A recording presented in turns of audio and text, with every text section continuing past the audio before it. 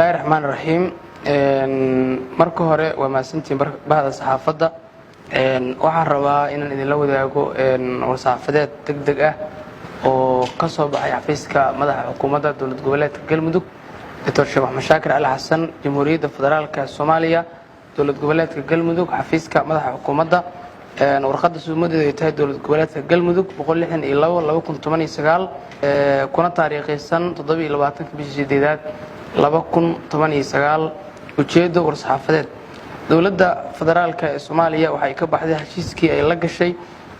maamulka dowlad goboleedka Galmudug ahlu sunna wal jamaa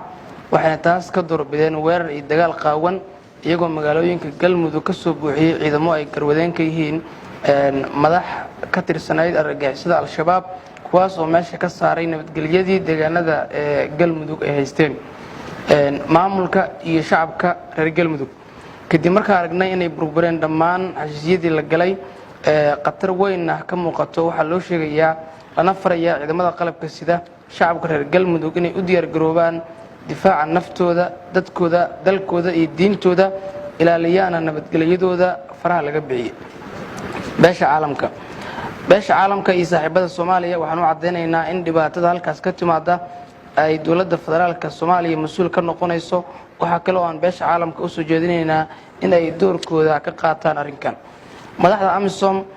waxay noo sheegeen inaysan ciidankooda qayb ka noqon doonin duulaankan qaawan